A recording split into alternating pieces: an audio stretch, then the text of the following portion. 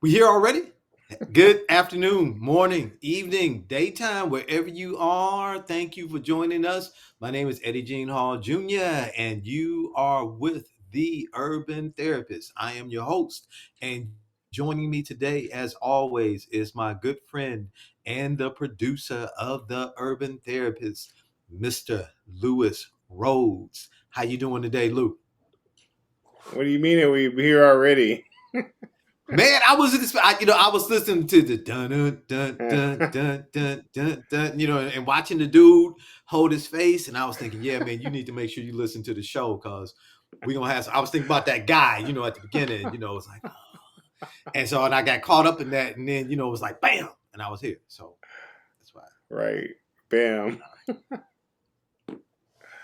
Hey, Isn't it everybody, isn't thank it you again great for to joining have us. such a great functioning platform? I For love it. for those of you that have been keeping up with our show, I hope you can sincerely see the quality difference in where we Mhm. started episode 1 to where we are now, which is episode 6. And This is yeah, I six. mean we've learned a lot on the way. That's what they say. Start at the bottom, and now we're here. So we're doing great. We're Yeah. moving along. We're learning from our mistakes, and we are adding value. So we hope that you can appreciate the struggle, as they say. Well, I know. Listen, y'all. I tell you, I appreciate my friend. And he's not just my producer; he's my buddy. He's been working on this, and Lou, thanks. And we got some more stuff that we're going to be doing in the future. This, my friends, is only the beginning. This is only the beginning. So again, we want to thank you for joining us for this edition of the Urban Therapist, and we are going to go into cognitive distortions Part 2. Cognitive Distortions, Part 2. So, listen, I'm going to do a quick recap of what we talked about last week so we can continue on in talking about cognitive distortion. So, Did you see what I first, did there? what you do? It said episode 5, but I called it episode 5B. Oh, episode 5B. Okay, I thought of 5 and then you said 6. Okay, so this is episode 5B. There we go. Well, Okay. I mean, we could say it's 6, but it's two halves. You can't Okay. have one without the other. They're together. Yeah. They make a whole, Yeah, man. Okay, I'm with you. Okay. So this is episode B of A right? of cognitive It's like a Quentin distortions. Tarantino movie. You always have to have a part 1 and a part 2. Okay, see, why'd you do that? Because you know how my mind runs with movies, and so I started thinking of Kill Bill 1 and Kill Right, Bill Part 2. right. Okay, okay. All right. So I don't have Quentin, but I do have this. We're talking about cognitive distortions. And so, quick definition of what cognitive distortions are. Cognitive distortions are thought patterns that cause people to view reality in inaccurate, usually negative ways. Okay? That's what we're talking about here. We're talking about when my thinking is messed up and I'm seeing things the way I want to see things instead of seeing things the way they really are. In short, they're habitual errors. So it's not just a one off. These are patterns of thinking that many of us have that we do on a regular basis. And normally it causes us to interpret events in a negative way. So, last week we talked about magnification and minimization, and we talked about how that involves placing a stronger emphasis on negative events and downplaying positive ones. We also talked about that word that I had such a problem with. I had to bring Lewis on to say it, catastrophizing. And I that still is didn't kind of say it right either. and that is similar to maximization and minimization in that people who do this often believe that the worst will happen, even though typically they have limited information. And off the limited information, they believe that the worst would happen. Always looking for the worst. Okay, like it's like Chicken Little and the sky is falling. Then there's overgeneralization, with my girl with the coffee mug giving you the yeah look. Like, yeah, really? Overgeneralization, that is people, or those are people who are prone to thinking or taking isolated events and assuming that all future events will be the same. Now, like we use the example, how some people will use that if they go into a certain ethnic business, and if their service is not what they want, they'll say every business owned by that ethnicity provides the same type of service, so I'm not going back there. That's overgeneralization. That was that one. And then we talked about my girl up in the tree. I'm trying to think. Wait, what did they call them in the Lord of the Rings? Because they had all those different people. Fairies, pixies. That's it.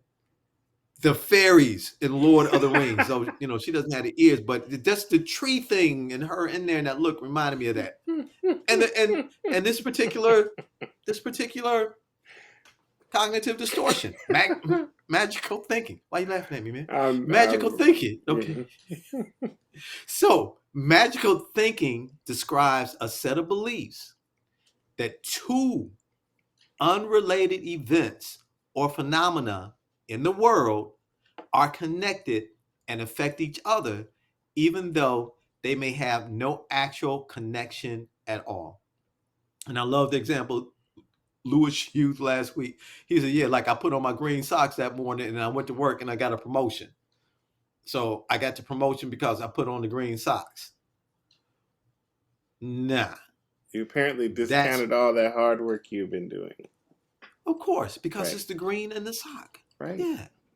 See, so that's magical. That's an example of magical thinking. And we do that. And we think, like I said, I use the example, I had the flat tire because I kicked the dog. I don't kick dogs for the National Humane Society who may be out there. I don't do that. I don't kick dogs. I'm just using that as an example. But two totally unrelated events. But in our minds, we put the events together. Then there was personalization. I love this one because personalization is those who personalize their stressors tend to blame themselves or others for things over which they have no control. It's your fault that it's raining outside. I'm gonna take the rain. I'm gonna take the blame. I'm gonna take the blame on the fact that you're having a bad day and I'm just getting to work. I'm gonna take the blame because you're not feeling good and I'm not the one to cook the food that you ate last night. Personalization, we tend to blame ourselves for the actions of others or blame others for our own feelings. This is personalization, creates a lot of stress. And for more information on each of these, you can go back to the previous week broadcast. But we're talking about the different ways that we think and how it affects us. Okay? These are cognitive distortions. We mess up how we see reality. So here's the next one we're going to talk about. And we got a whole bunch of them. We got the ones from last week. We got a few more this week because, hey, if you don't like this flavor, trust me, there's one of these or two of these that fit what you and I have done or may do on a regular basis. That's why I want you to check it out and not tune it out. Now, I'm not trying to rush Jumping to conclusions. I'm not trying to rush you, but you're going to have to go through these now. Yes, sir. Okay. Here we go. All right, here we go. All right, jumping to conclusions. When people jump to conclusions, they make unwarranted assumptions based on limited information. Sound familiar? This type of thinking allows people to make decisions quickly, but it also means that these decisions are quite often wrong because they're making decisions on assumptions based on limited information. Okay? The next one. This is a real good one. Mind reading. In mind reading mishaps often occur in relationships. So you're having a problem with your significant other. This might be why. These could be friendships, work partnerships, or romantic partnerships. And I'm going to tell you why. Here's a good example.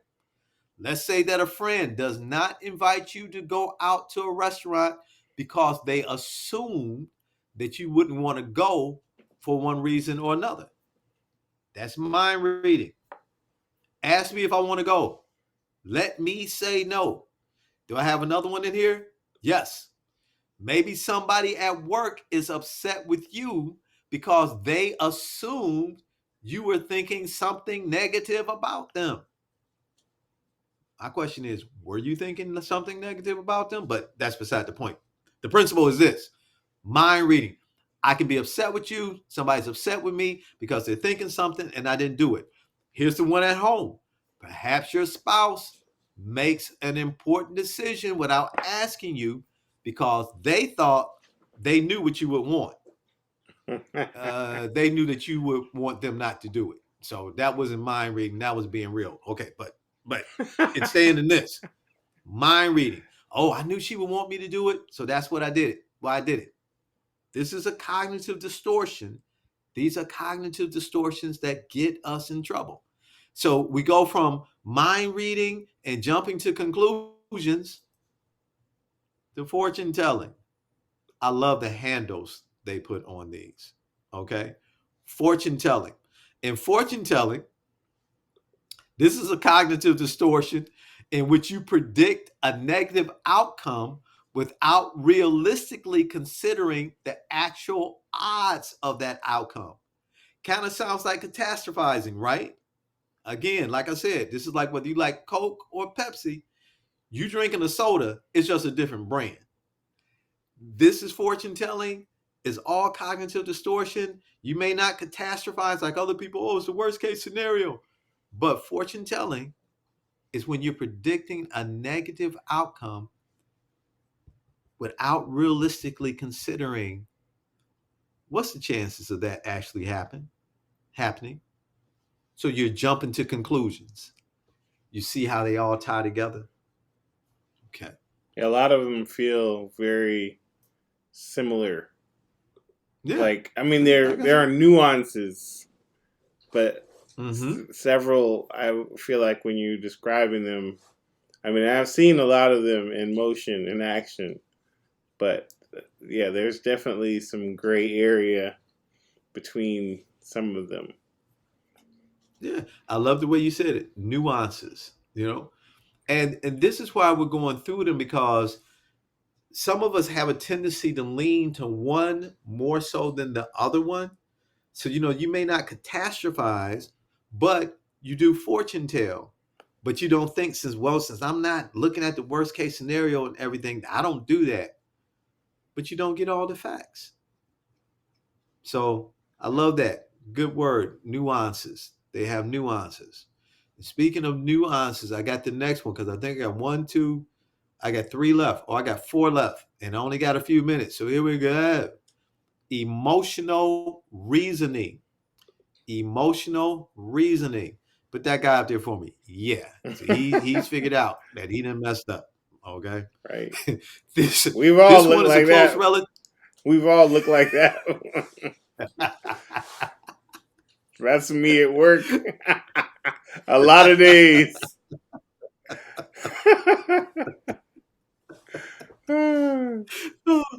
So emotional reasoning. This one is a close relative of jumping to conclusions in that it involves ignoring certain facts when drawing conclusions. The emotional reasoner will consider their emotions about a situation as evidence rather than objectively looking at the facts. So, in other words, with this one, I'm going to go with how I feel instead of doing my homework and going by what I've learned or what I can learn. That's why it's related. That's why it's a nuance of jumping to conclusions, because I jump to conclusions and make decisions before getting all the facts. This one, I'm going off my emotions And I may be going off my emotions in face of the facts. Right. That's And like people that, who are like, you ever have someone, like coworker, and they swear that another coworker doesn't like them. mhm, You're like, I don't even know why mhm. you feel that way. Oh, I just feel like they look at me funny. Or something. I mean, I'm just saying. And they build No, up but this you, but whole like case of why something is, and you're like, I don't see that. I don't, because all they're really doing is they're going based on emotions. they're just going based off their emotions, and they've jumped to conclusions on something. They read something that the person didn't even see you that day because they were busy, they were caught up, and maybe they had just got chewed out by their boss. And so you thinking they don't like you because, nah. Oh, here's a good slide on that. Look at this one. This is what we'll say. I'm feeling completely overwhelmed. Therefore, my problems must be completely beyond my ability to solve them. Or here's another example. I'm angry with you. Therefore, you must be in the wrong here. These are both examples of faulty emotional reasoning. That second one is hilarious. Both of them are good. I'm angry with you. Therefore, you must be wrong. If I'm mad at you, you got to be wrong. Now, man, have you met people like that? Have you been in situations like that in dealing with people? Of course. They're so busy being mad at you, they won't even take the time to see, The facts. no, I didn't do what you think I did. See? But this, we think it's just my feelings, but our feelings are generated by our thoughts. So this is why this is a cognitive distortion. I like that one. Emotional reasoning. Okay. Here we go. Here's the next one. Disqualifying the positive. That kind of sounds like the cousin of magnification and minimization. Okay. Disqualifying the positive. In this one, those who disqualify the positive tend to treat positive events like flukes, thereby clinging to a more negative worldview and a set of low expectations for the future. Yo, let's use your example of you getting a promotion. You go to work, you get a promotion at work, wasn't expecting it, but it's because of your hard work and what you've done. I come by and say, yo, Lou, man, congratulations, man, for the oh no, oh man, you know, man, it's just they didn't have anybody else to give it to, so that's why they gave it to me, or I've been there, 10 months, I've been there for a year, so they just no, Mm-hmm. no, disqualifying the positive, that ruins your self-esteem, your self-image. And I'm not talking about being prideful and braggadocious, but I'm saying there are those times in our lives where we need to recognize positive things have happened to us because of the work that we've done, or it was just a blessing. Man, take that thing, praise it, be grateful, run with it. Don't play it down. Too oftentimes, too many of us play things down, and wow, it just messes with our self-image and our self-esteem. This next one, should statements.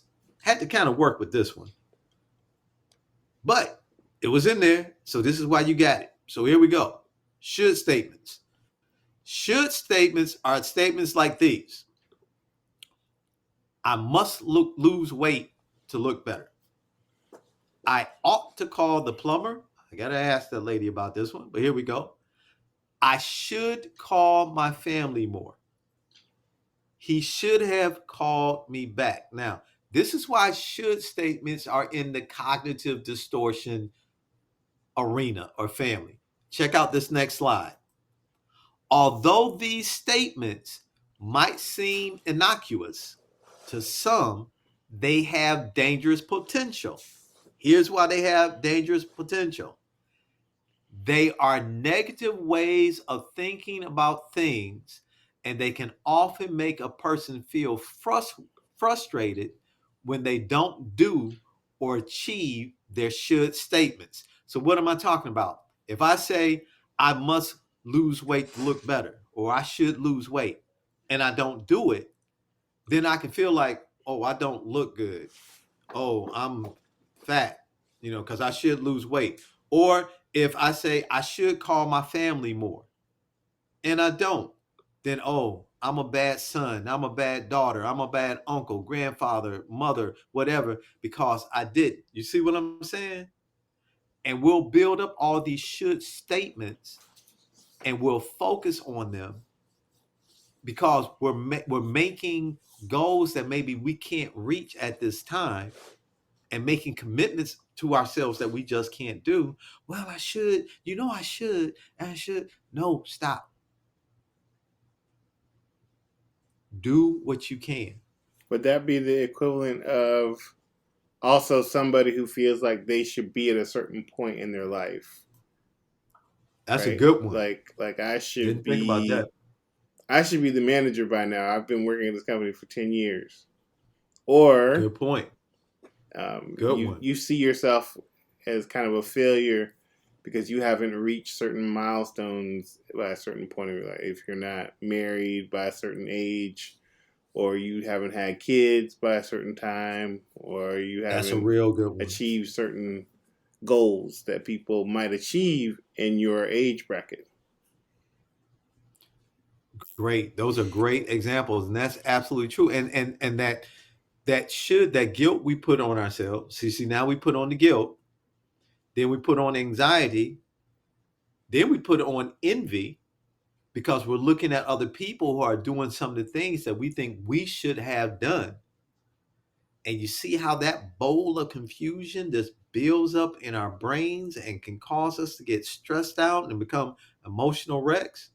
Mm-hmm. Should statements distort? These are another part of cognitive distortions.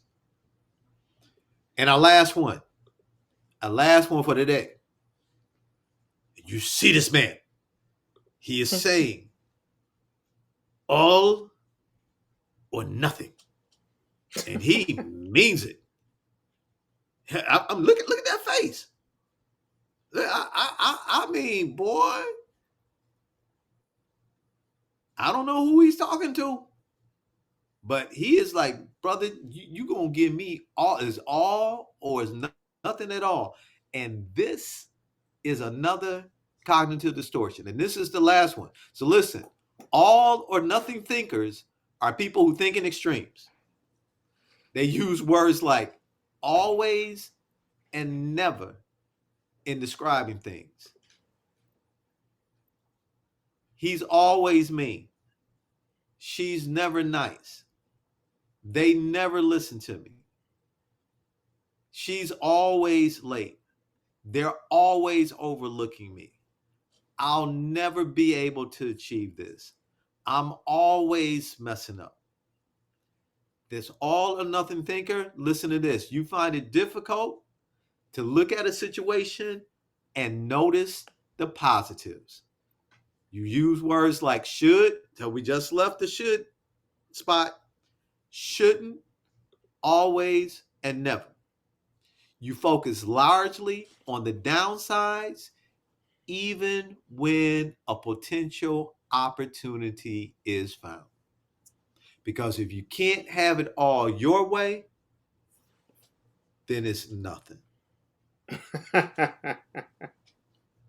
Oh, listen, man, I got one more before the wrap. Look at this. You have trouble receiving feedback, whether constructive or positive.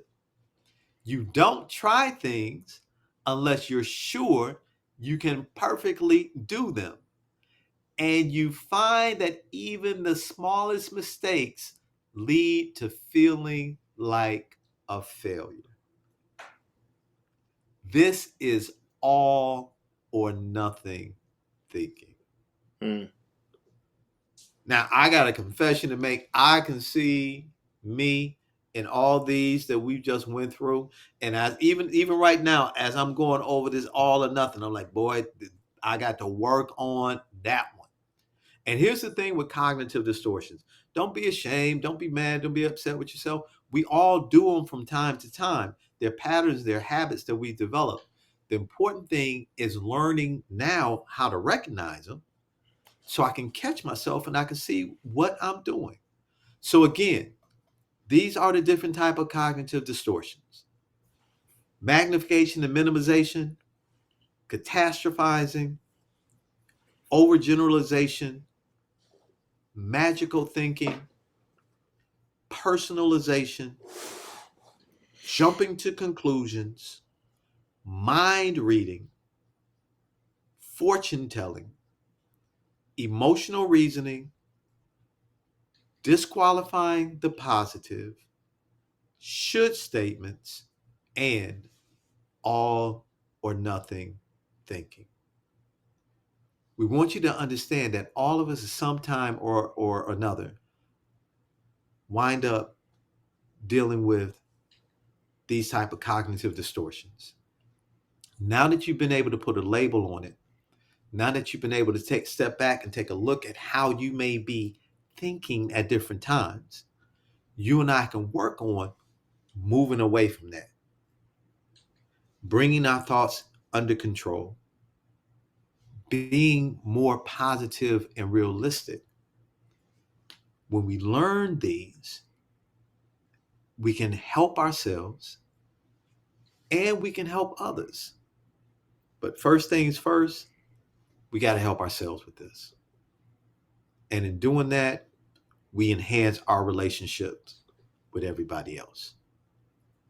So, Lou, that's it for me with this. Appreciate everybody joining us for show 5, part B on cognitive distortions. You're listening to The Urban Therapist. Lewis is going to close us out by telling you where you can find us at different spots. So if you see on the screen here, we've got different social media platforms that we are participating on, and we'd love to have you connect with us on Facebook, on Twitter, on Instagram. Obviously, we have an email address if you would like to send us feedback or commentary, or if you just have a suggestion. We'd love to hear it. And of course, you can find us on YouTube as well. So all of our handles are here. We welcome you to find us, follow us, share us with a friend, send this show to somebody else. If you think see, the cool thing about this show, you can send people the little suggestions like, hey, this might be you. But you don't have to say it like that. You can just say, oh, check out this great video that I've seen. It's great. And you're actually planting a subliminal message to them that maybe this is for you. Yeah. Hey, use Lewis and I to tell people the things that, you want to tell them. I'm just saying. He said it. We'll tell them for you. And we won't tell them. You told us to tell them. We'll be like their subconscious translator. There you go. Helping your friends and your loved ones to grow as all of us try to grow together. Exactly. Right? Because that's what we're trying to do. Listen, everybody, thank you again for joining us. We appreciate your support, and we will see you next week. Take care.